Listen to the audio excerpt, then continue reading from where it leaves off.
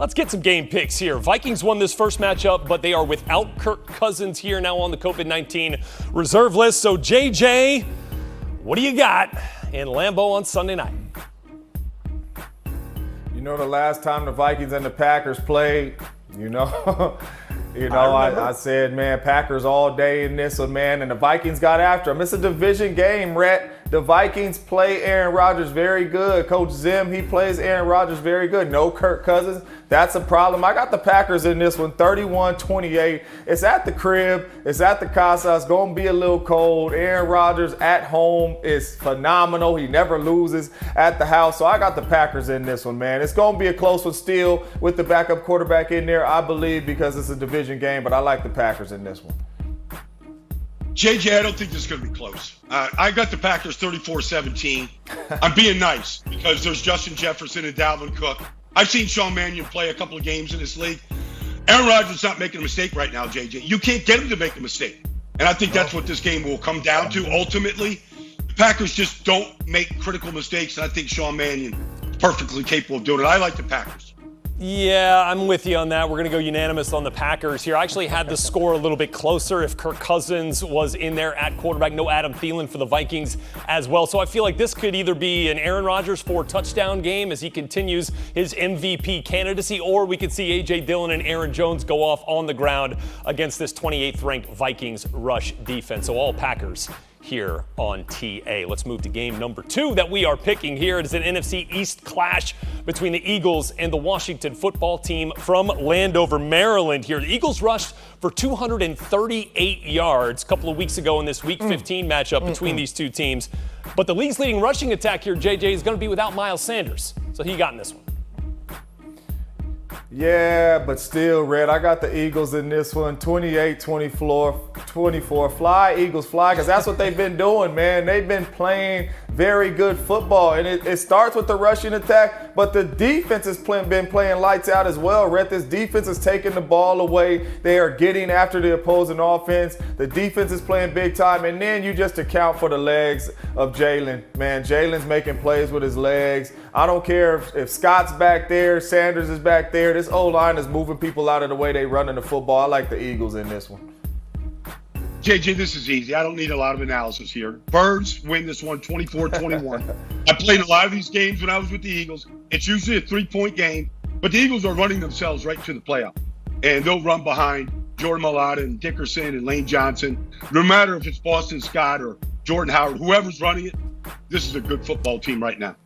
Yeah, guys, I'm going to go with the Eagles here as well. 2-point win, 27-25. I think the division game keeps it a little bit close here. And Philly has a clinching scenario here. They are into the playoffs with a win and either a Vikings loss and either a Saints loss or a 49ers win. So definitely something on the line here for Philly in Week 17. I think this win sets them up to do it. Let's move to game number 3 that we are picking here. It is an AFC West showdown right across the street at SoFi Stadium. Broncos and Chargers. Broncos officially eliminated guys from postseason contention with a loss. Drew Lock expected to get the start for Teddy Bridgewater once again.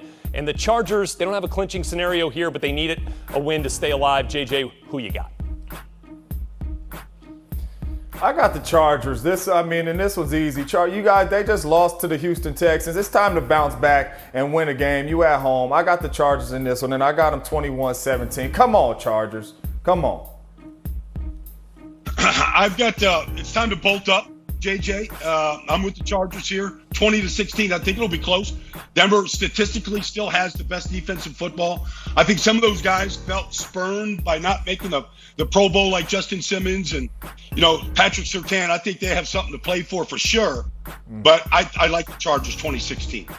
Yeah, guys, I'm going to be with you there. We're unanimous once again. Justin Herbert is too good. The Chargers skill players are too good, and I feel like they're going to get 30 or more points in this game for the first time in the last 3 weeks. Give me the Chargers. 31-19 is the score I'm going with in this one. So we're unanimous in all 3 of these games, which I guess means great news for the Vikings, for the Washington football team, and for the Broncos. Happy New Year, everybody.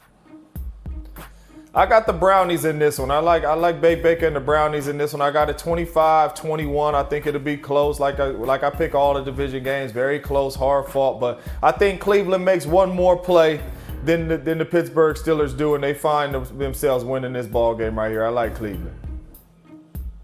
I like Pittsburgh. If I had a terrible towel, I'd start waving it right now. We know we're going to – Oh, boy. Towels. I like the Steelers 23-20 in this absurd alert. Sound the alarm. T.J. Watt going for a sack record. He's going to make a push for it. His kind of a game on Monday night. Upset alert, Baldy. I love it. Let's get it rolling here. Baldy. However, I'm going to bring us back down because here's what I feel like we can count on here.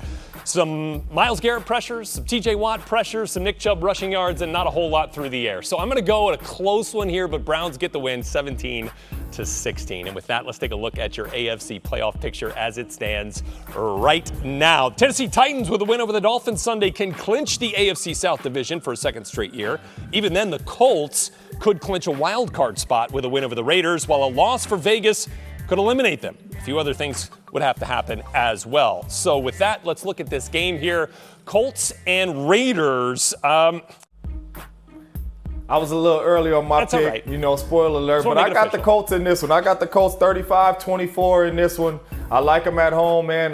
Listen, like I said, too much Jonathan Taylor. Their defense is stingy. It gets takeaways. I love the way the Colts are playing football right now. It's not too many teams who want to see the Indianapolis Colts by the way they play football. They getting some key guys back in their lineup as well. I like the Colts in this one, Rhett.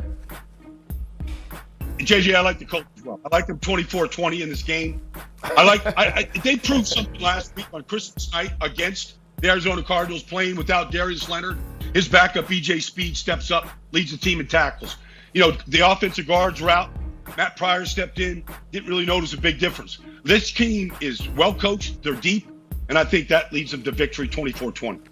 Guys, unanimous once again. I am going with the Colts. Give me 30 points for Indy in this game, 30-16. I think we have limited turnovers from Carson Wentz. Jonathan Taylor's going to run, but this comes down to defense for Indy, okay? This defense in Indianapolis has been a touchdown better in points per game allowed over the last 10 games. Indy, 8-2 in those 10 games, all about defense. Go ahead and give me my alarm, man. Go ahead and give me my alarm. Joe Burrow and the Cincinnati Bengals. I've talked about it earlier. I love this team. I love the three-headed monster at wide receiver, Joe Mixon in the backfield. 31-28. Bengals win this one. I know my Twitter going off right now. I don't care. Joe Burrow upset the Kansas City Chiefs. JJ, you've been stealing a look at my notes on the Bengals all year. But this is not the week to pick the Bengals. This is the week to go with the Chiefs. The reason why the Chiefs have won 8 in a row. They're a good, solid football team right now. I like the Chiefs in this game, 30-27. Going to be close. Going to be a great game. Could be a rematch for a playoff game in a couple of weeks. But I like the Chiefs to take care of business. Come on, guys. I didn't wear this jacket for nothing here today. Give me the red light. Give me the siren. Let's go. Give me the Bengals in this game. I got them rocking and roll 37-31. Burrow, Mixon, Chase, Higgins, Boyd, whoever you want, Uzama, we got them all. Pick your poison. Bengals get the win over the Chiefs. And JJ, I'm sure you've been noticing it, but this little orange Post-it right here, that says, Baldy, behind you, that says, don't mess with JJ and Rhett's picks. All right? That's what I've been staring at all day here. Let's move to game number 2 here in this segment. It's the Cardinals and the Cowboys. We have talked about it at the top of the show. JJ, who you like in this one? Listen, you seen the segment. Once it opened up, I picked against Kyler Murray last week. I think it's just the gut feeling that I have right now. The Cards and Kyler Murray upset the Dallas Cowboys. I got them 27-20. I have the Cards. I just keep visualizing Kyler Murray the last time he stepped in Jerry's world. He was dominant, and I believe that is going to happen again. I know Baldy agrees with me on this one. I just know he agrees with me. Upset Cardinals. JJ, I'm in Austin, Texas right now. And these Texans, if they heard what you just said, like you're off the VIP list tonight, JJ. You ain't getting into that party tonight. All right? Not getting in. This is the game for the Cowboys right here. They're going to show America what they're all about. Those stars on defense, they're coming to shine. There's a reason why they got a star on the side of the helmet. Whether it's Micah Parsons or Trayvon Diggs or Tank Lawrence, that defense is guiding them. And Dak knows it's time. They've got no excuses in Dallas to take care of business this year, and they'll do that on Sunday against the Cardinals. You know, it's been said that great minds think alike. JJ, we're going to be great. here this week with this Thank pick. you. Sound the alarm. Thank The Cardinals are not Yes. going to lose 4 games in a row with the season on the line. I know they're already into the playoffs, but they can still win the NFC West. If certain things break their way, they're not going to let the Cowboys stand in their way here. And if Baldy doesn't get on the upset alert train here really soon, you're going to be running these stairs the next time you're in studio, okay? Let's get to pick game number 3 here this segment. It's the Dolphins and the Titans. This one, a lot on the line for both teams as the Dolphins look to extend their win streak to 8. AFC South on the line for the Titans. JJ, where are you going? Well, first off, Red, I just want to say I knew you was my dog, man. I knew you was my dog. I knew we think alike, man. But I got the Dolphins. I got the Dolphins in this one, 27-24, one-score game. I just love what Miami's doing right now. They playing great defense. They're finding ways to get their best players the ball on offense, or should I say best player, because that is Jalen Waddle. They are putting him in the backfield, in the slot, outside, just getting the ball in his hands, allowing him to make people miss and make plays. I love how they're using the run game, running that read option. I got the Dolphins in this one, and I mean, 8 in a row is going to be. I mean, coach of the year for Coach Flores, but 8 in a row, I like the Dolphins in this one, 27-24. JJ, I'm coming around. I like the way you're thinking. I like the Dolphins in this game. It might come down to the final play. Final play. I like the Dolphins 17-16. I love the way Brian Flores has his defense playing. I have respect for both teams' defenses. They do it differently.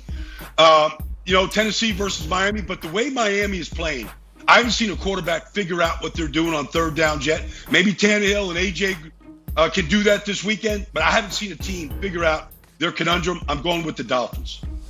Guys, clean sweep on the Dolphins here, and I'm going to go with the Dolphins. What did I have them in this game? 29-23. That sounds about right. Give me a 6-point win for Miami here. They've been playing very well. Obviously, Cynthia Freeland had 6 catches and 60 yards about for Jalen Waddle. I'm going to double it. Give me 12 catches. Give me 120 yards for Waddle, and that's why I got him with 29 points in this game over the Titans. All right, we also agree on the fortunes of the other 3 teams in that AFC East. We are all on the Bucks over the Jets, the Patriots over the Jags in Foxborough, and the Bills continuing their winning ways now late season here against the Falcons. And with that, Cynthia, I love what the Rams are doing right now. They are running the football. You have Sony Michel coming downhill running the football.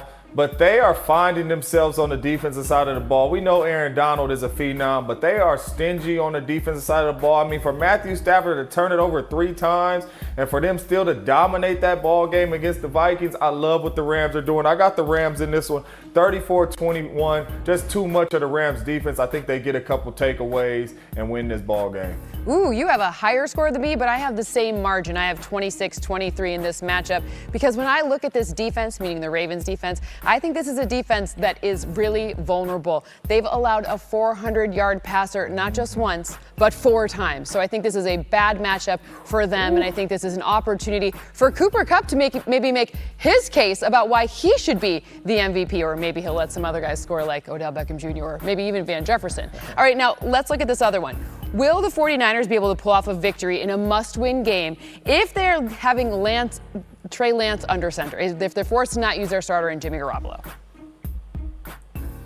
I think they will, and I think they'll be fine. I like Trey Lance. We've seen Trey Lance against the Cardinals. I think Kyle Shanahan will have some excellent plays to use his legs, get him outside the pocket. I still think the Niners will put up big-time points strictly because they have a guy named Deebo Samuel. And just get him the ball however, whenever, and he will do his thing. I got the Niners in this one, 38-27. I think they put up big points. I think the young fella plays well against the Texans, and they find themselves with a win and with a chance to get in these playoffs. Well, we have like a New Year's alignment here. I have 29-17 in this matchup. I don't care who the starting quarterback is. This is a matchup that Kyle Shanahan can dial up all of these different rushing looks and the passes that lead off of them.